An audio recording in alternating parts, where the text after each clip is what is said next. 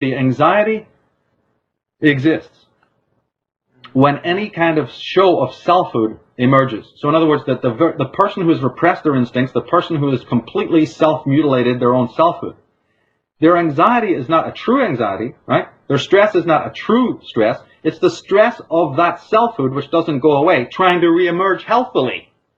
So the person's own neurosis, the person's own disorders, of which we know the world is awash in, is actually a pseudo-anxiety, a pseudo-despair, a pseudo-distress, because you're actually been repressing your selfhood. And that selfhood, being a natural, organic, spiritual thing, doesn't die. You can repress it, but it doesn't go away. Anytime that it tries to reemerge in whatever form, that now causes your anxiety. So the anxieties of the world today and the stresses of the world today are actually based on their true voice trying to make a reemergence. So it's incredible how this thing works. And therefore, you're actually self-mutilating yourself. It's the self-murder that I talk about incessantly, this self-sadism that's going on. And you do it to get the approval of these slave masters who are pretty much in the same boat. They're the self-murdered. And then they encourage you to self-murder yourself, and then you do it. And then any anxiety that exists today is not, Greg, the anxiety of, oh my God, I wish we were all free. I just wish we could get rid of Big Brother. I'm losing sleep because we're in a slaveocracy. No, the stress is, gee, I wish I could get a better placement in that slaveocracy. Gee, my biggest problem is I wish I could really get rid of my selfhood completely. I wish it wouldn't bother me at all, and I was able to go along and get along and be a real celebrity, you know, and have everything that Big Brother could hand me. I haven't got enough seniority within the lie. Right. This is what we're dealing with, and that's why that answers, as I said, if people think about this, it'll answer a lot of things.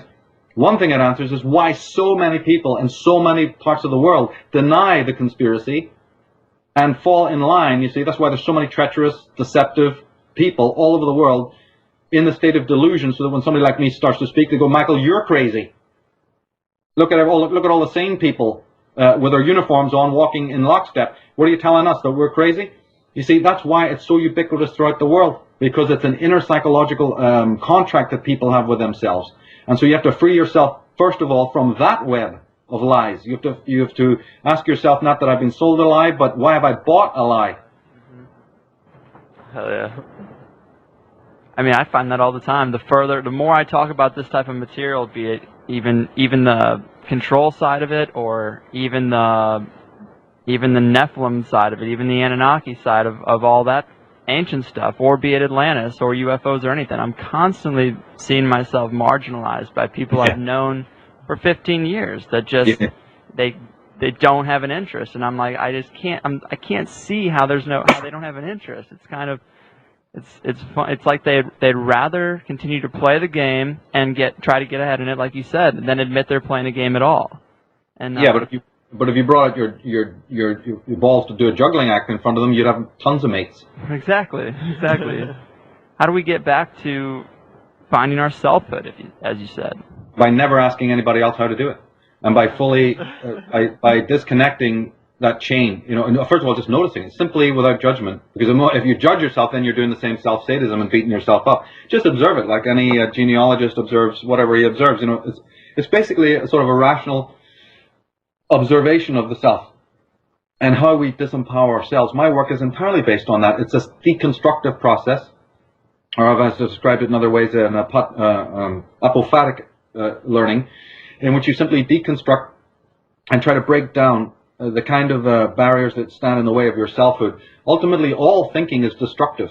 I know people have a very difficult time understanding this, but thinking is deconstructive. The rational, critical apparatus is to break down illusion, to see through lies. Scientists do it every day. Detectives do it every day. We do it every day. Progress is all about looking at how to do a thing better, which means throwing out all redundant ways of doing things. That's what psychoanalysis, psychology, philosophy is all about. And one of those threads is the simple, natural response that we have to seek guidance from the misguided. There's many reasons why we do it, but it needs to stop. And we have an entire world full of gurus and teachers and pseudo-teachers and misleaders and whatever else, who, because they have a little modicum of knowledge or insight, you know, technical or other, they then set themselves up as gods. This was pointed out even by Socrates, you know, 300 years BC, that this is what people do.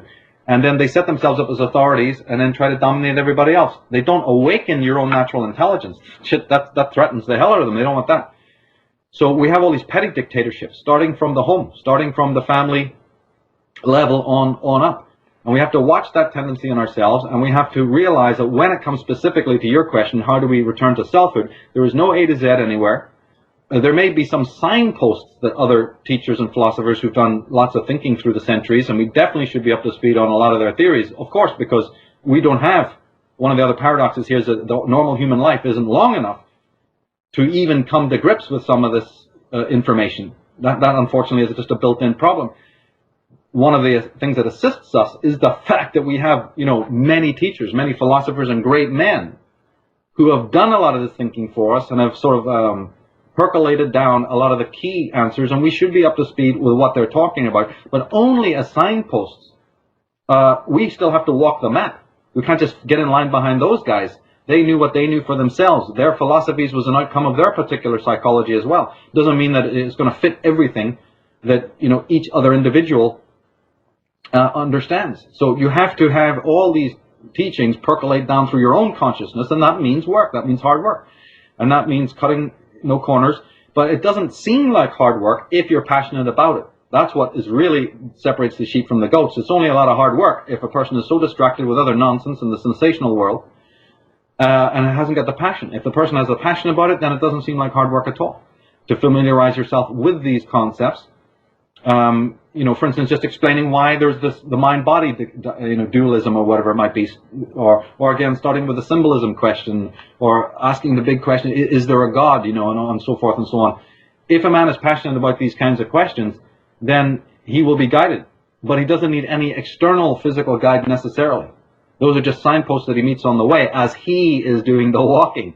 This is the thing to bear in mind.